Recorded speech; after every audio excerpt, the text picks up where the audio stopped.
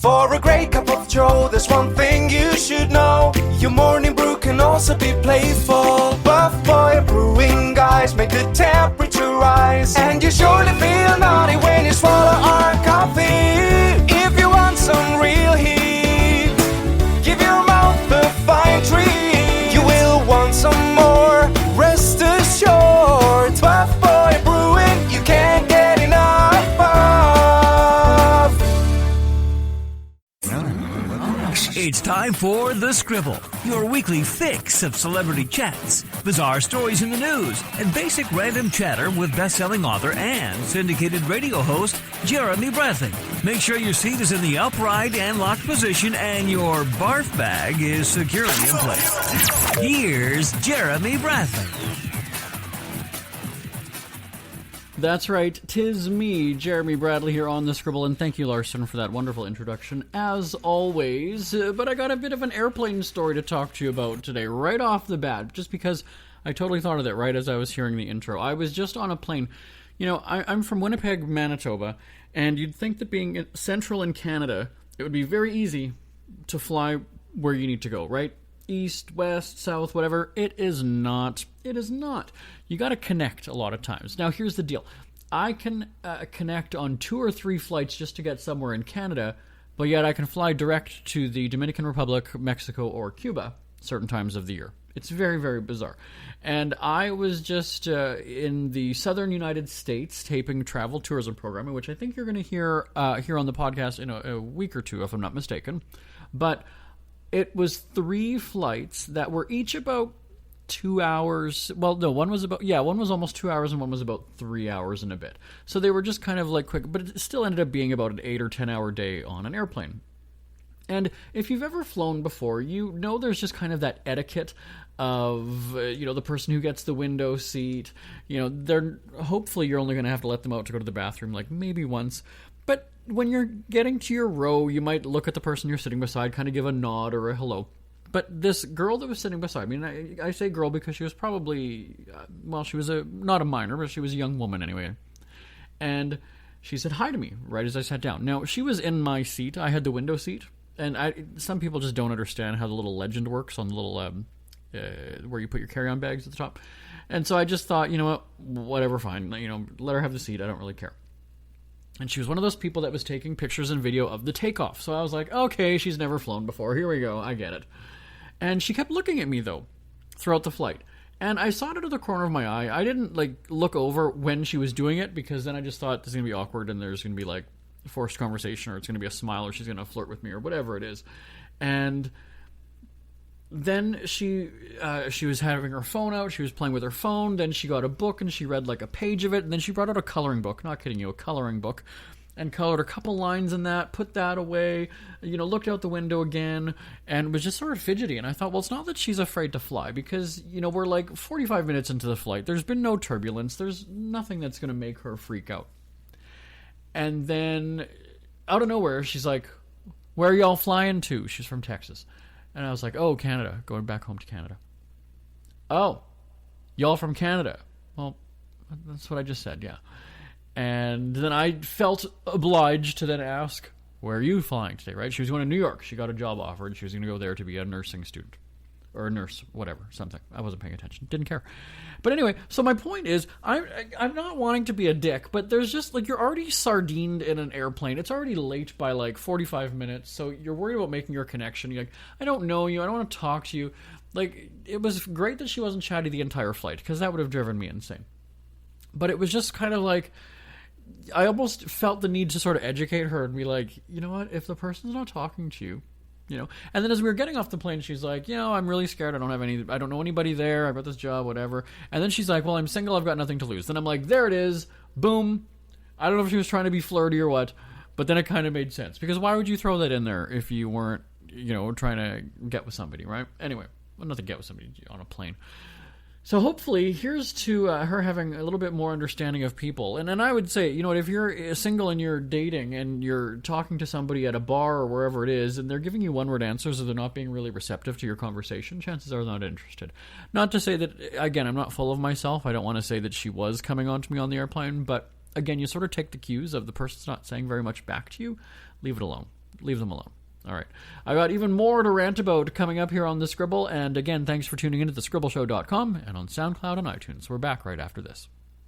Who are the Kardashians feuding with now? What did that little thug Justin Bieber do this time? Who's getting hitched? And who's headed for Splitsville? Hear the latest celebrity news and gossip every day on Entertainment Wrap-Up. The good, the bad, the ugly, but mostly the ridiculously hilarious. It's all recapped in this daily segment at entertainmentwrapup.com. Have a laugh at the expense of the rich and famous when they take themselves way too seriously. It's 3 minutes of time-wasting fun at entertainmentwrapup.com. Check out Entertainment Wrap-Up at entertainmentwrapup.com. Brought to you by Speak Free Books. Jeremy Bradley here on The Scribble. Thanks for tuning in at thescribbleshow.com and on SoundCloud and iTunes. There's several things that people do that make me just kind of laugh. One is when they are full of themselves and they put themselves on a magazine cover. I'm not sure if you've ever seen this, but it'll be like GQ or Vanity Fair, maybe even Playboy, and people have superimposed their face or their picture or whatever on the magazine cover. Well, one, that's incredibly sad in the first part, but then two, it's even funnier when you look at the magazine and you actually read the cut lines or like the subheadline and the headlines on the cover, and there's misspellings on it. So it's actually really funny because one, you're trying to make this look like you're on the cover of People magazine, but then it's obviously fake anyway because you're on it. But two, there's typos right on the cover. Now that's not to say that there's never been a typo on the cover of a magazine. I'm sure there has. But that's just where it's like, okay, you have found this on some website and put your picture in it, or you've done something, and it really doesn't look authentic at all. It really, really doesn't. The next thing that people do that I find very funny, and I think these are all tied to social media. I'm not a huge social media fan. I've talked about that on this show before. I really don't spend much time on it. I will live tweet the TV shows that I'm paid to do, but otherwise, I really don't spend much time on it. But one of the funny things that I laugh about is the people who, it looks like they're doing a model type shoot, but they ain't anything close to being a model. And I'm not judging them based on like what they look like, but it's like the people who, you might be, it looks like the picture was taken 15 years ago in a wood paneled basement with the shag carpet or whatever, and they're striking a pose, and maybe that was cool 20 years ago, but not now.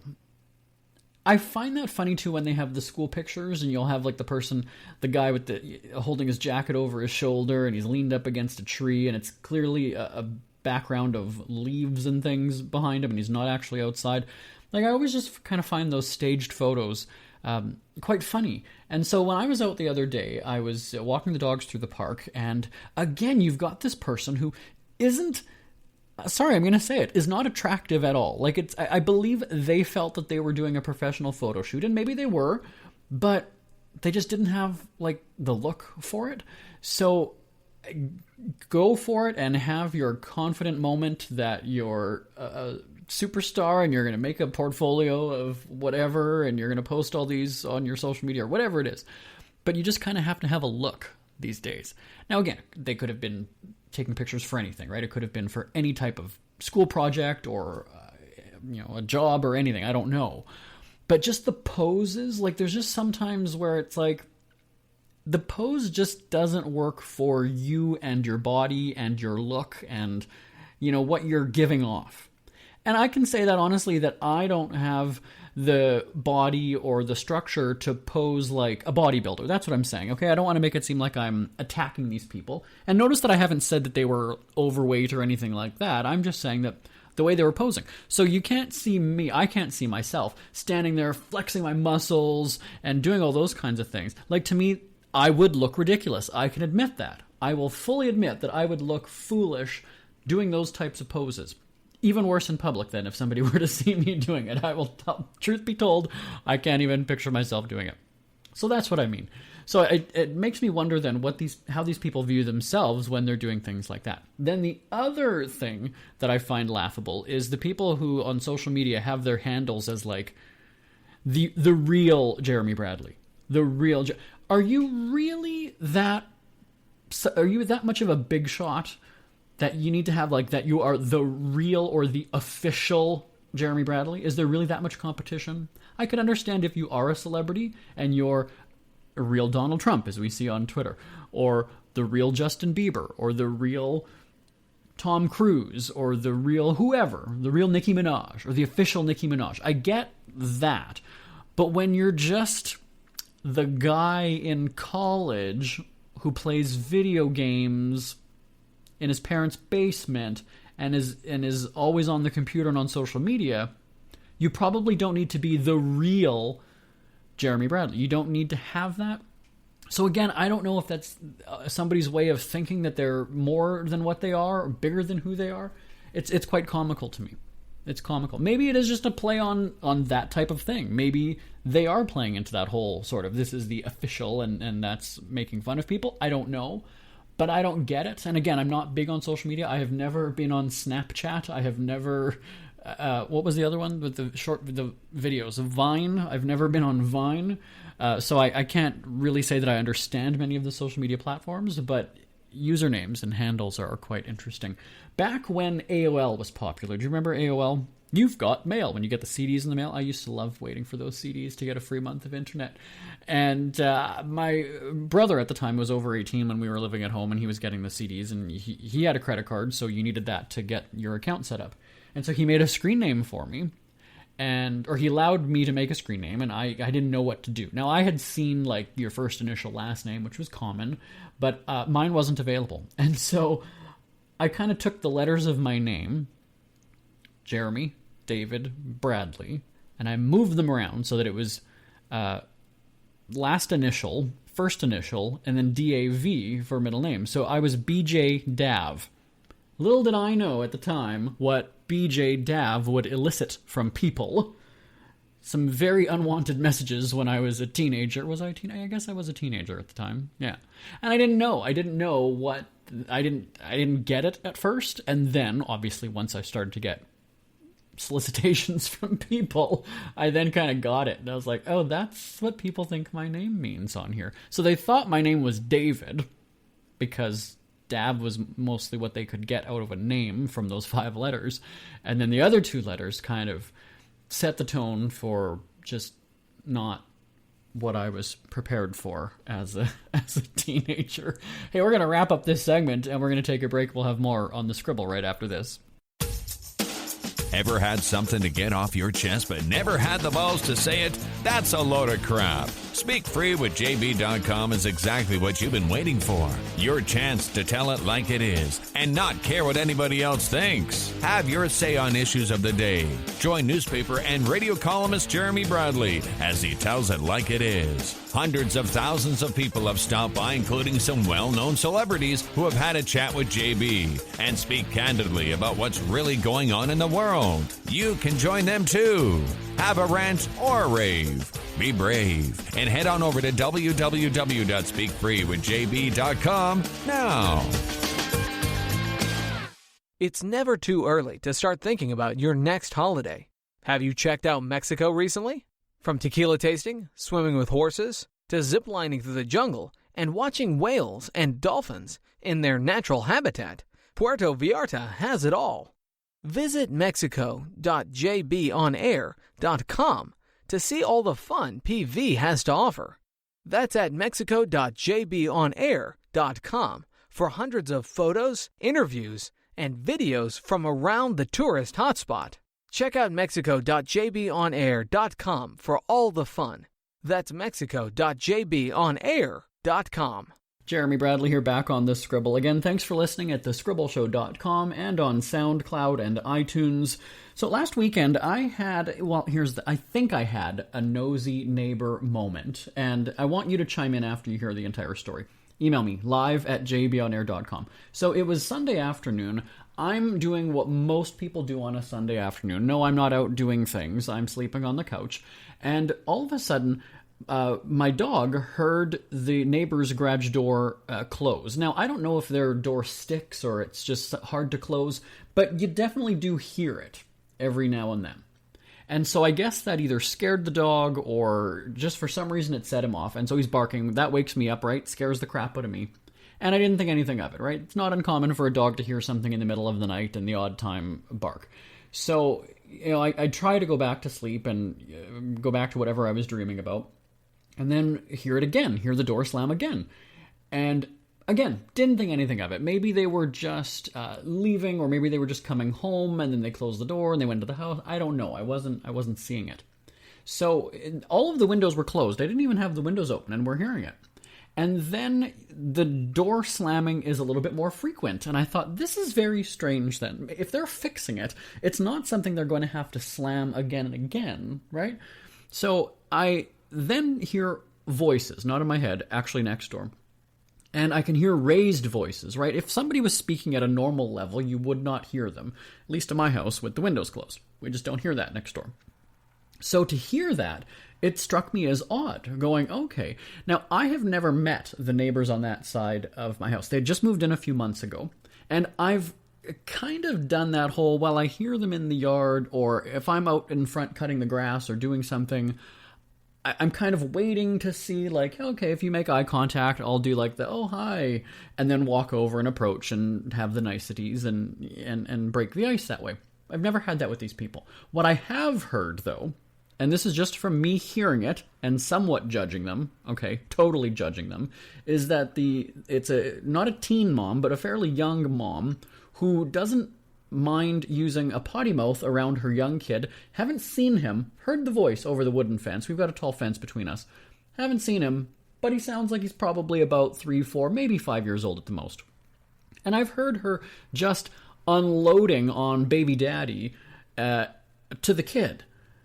Like, your dad is an effing da-da-da-da. Oh, he's such an a-hole. But I'm like, are you texting baby daddy and then shouting this out loud and your kid is right beside you hearing it? Like, okay, that'd be the day if I ever heard my mom swear, first of all, back in the day. Even today, there's a part of me that wants to egg her on and make her swear. Like, come on, Mom, just say the F word. Come on, just do it. Just do it. Do it. Come on.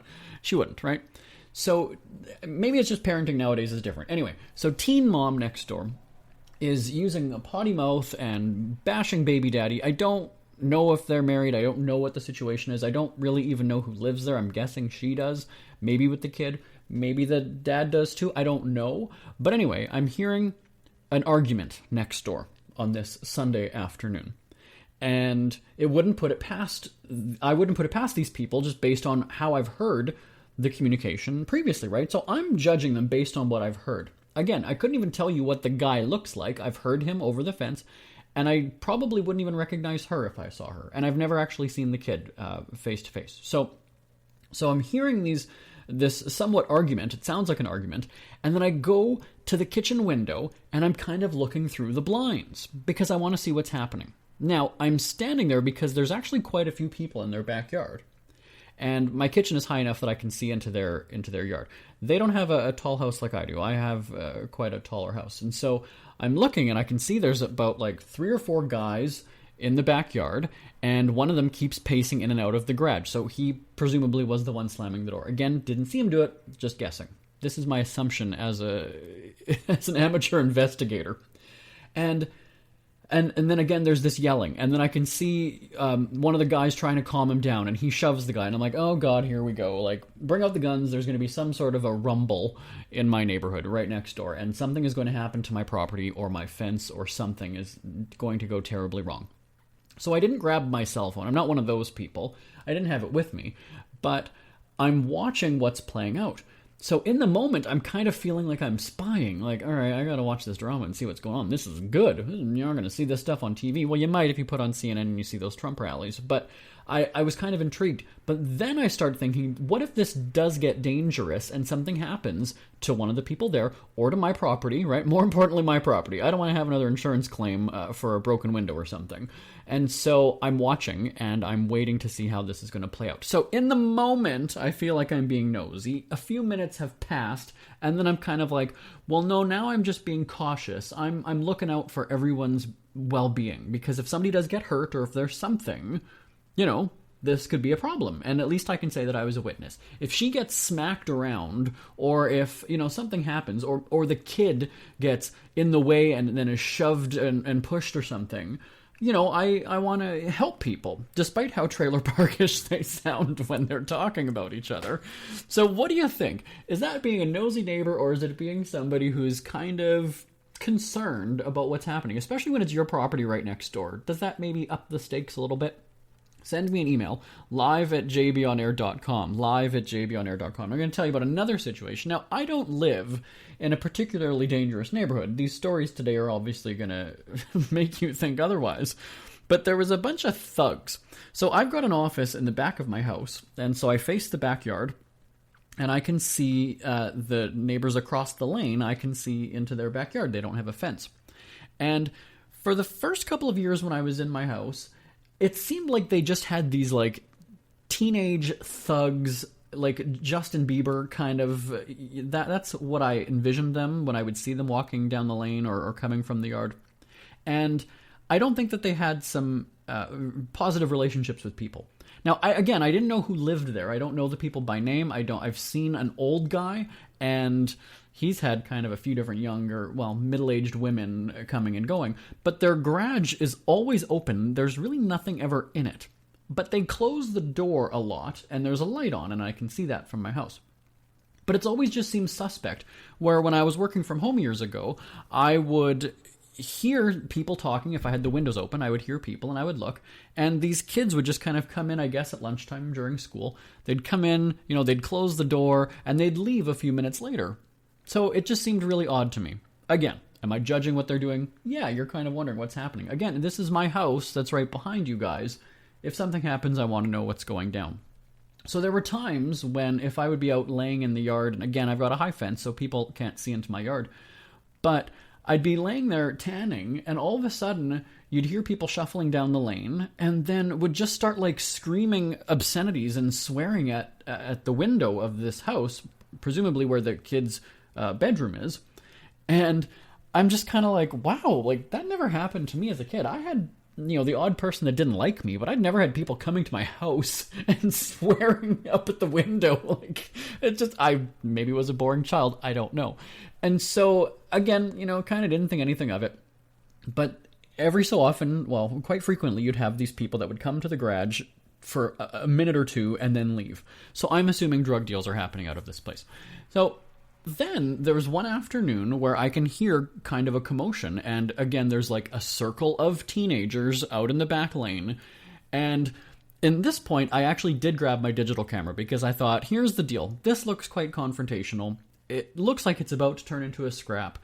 In the event that somebody gets stabbed or something happens, or again, there's damage to my property, I'm looking out for number one here as well. I want to have at least a picture that I can say to the police, here, look it. There's something that happened. If there was a stabbing or a shooting or a pepper spraying or something, here's a picture of the people that were there. And that's legitimately why I snapped a bunch of pictures of these kids.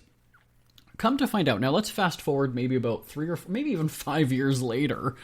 I wake up one morning and I come down and I open the curtains in my office, and there is a police car behind my house, and there's yellow tape around the front of theirs. Come to find out, there was a shooting.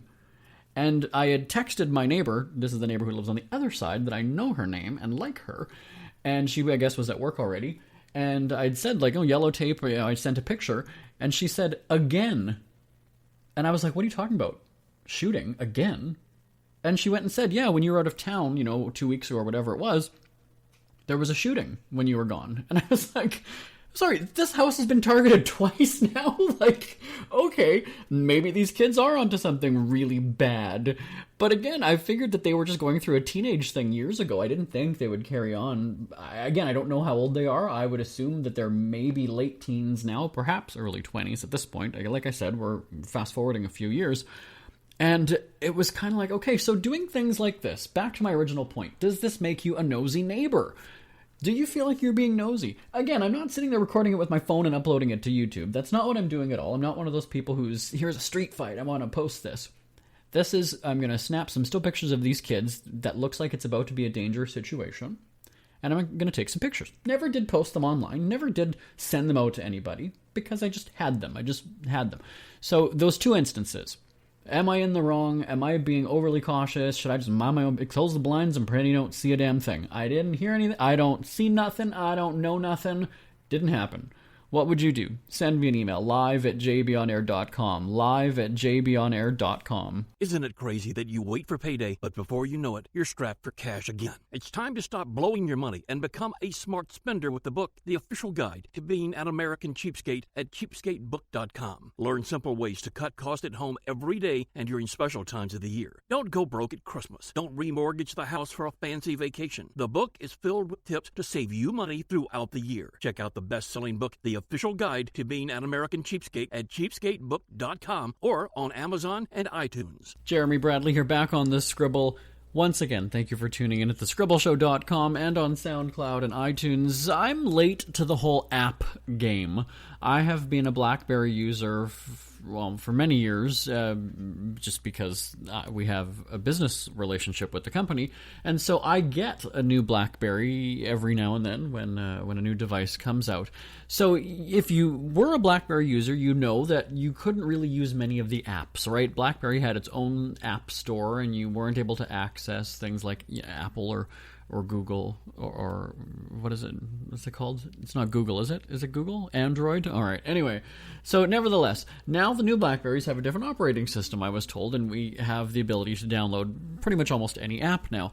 And I have got into the habit of downloading these apps. And one of the most popular or trendy things right now is ordering food online, right? You open up your app on the phone, you find the restaurant that you want to order from, and you order it, you place the order, and the food is delivered to your door, right? It's no different than ordering pizza, right? We've been able to do that for years, so I'm not intrigued by the whole picking up the phone and calling and ordering pizza. But what is new to me, and still a novelty, is being... I know you're all laughing at me going, get with the times, buddy, it's 2018, but I know, it's new. And so I'm able to just go on my phone, put my address, and have the food delivered. So I also didn't realize that they now have this service for beer and wine. Now, depending on where you live, there might be stringent liquor laws, right? You might not be able to just have booze delivered if where you're from is quite picky. And I didn't think that it was possible, but sure enough, I'm scrolling through restaurants and I see, oh my God, there's wine delivery. And so this is kind of the dangerous thing. If you wanted booze, to me, in the winter, it was always so, you're like, oh, well, it's out in the cold, I'm going to have to get dressed up, I'm going to have to go all the way to the store, I'm going to have to go and buy it. Now you can have somebody bring it to you, so it opens up a whole new world, doesn't it? It really does. And so I had ordered 4 bottles of wine one night. And if you're going to, the delivery fee is like $4 something, almost $5. If you're going to pay $5 for delivery, you might as well make it worth it, right? It wouldn't make sense to order 1 bottle of wine and pay $5 for shipping, right? It doesn't make sense. So you need to make it worth your while. And so I did that. And you'd think that I'd never had wine before. Honestly, truly, seriously. I was like, oh, it's on the way. And it would have been quicker for me just to go to the store and get my own. I know.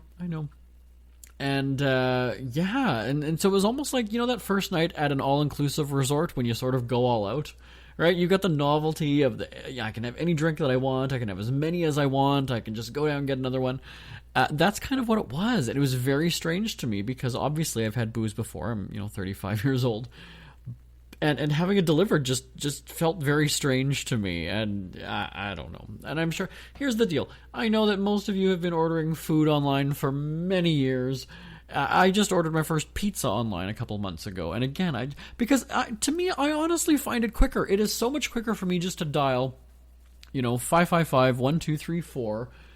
Hey, it's Jeremy. This is my... They've already got your address and phone number. They just confirm it with you. Here's what I want. Great. It'll be there in 25 minutes, 35 minutes. I just find that really... That's just so much easier, and it's faster, I think. I really do. And this way, because I'm also particular about what I get on my pizza. So I don't want this. I want to add this. I want this on the side. I want whatever. And it's quicker for me to pick up the phone. So I want to hear what you do. Are you a phone orderer? Are you a takeout? Do you go and get it yourself? Do you dine in? What do you do? Send me an email, live@jbonair.com, live@jbonair.com. We hear you chirping. Get scribbling. Tweet up the Scribble at The Scribble Show. Join the discussion with Jeremy Bradley. It's all going down right now on Twitter at The Scribble Show and at thescribbleshow.com. JB here, back on The Scribble. Another week of rants done. Whew, I'm almost out of breath. All right, thanks so much for tuning in. I always love hearing your feedback. Feel free to give me a shout anytime. Live at jbonair.com is the email address, live at jbonair.com. And if you have not checked out our new speakfreewithjb.com website, I encourage you to do it. It is so modern and fresh. I love it. It took about, 12 years to get it finally updated. Speakfreewithjb.com. We've got like 400 of my newspaper columns on there. Check it out. Speakfreewithjb.com. I will talk to you same time, same place next week on The Scribble. Bye-bye, everybody. Want more Scribble? Check out thescribbleshow.com for past shows, celebrity interviews, cheapskate tips, and more. That's at thescribbleshow.com and on Twitter at The Scribble Show. The Scribble is a Speak Free media presentation. If you want some real heat,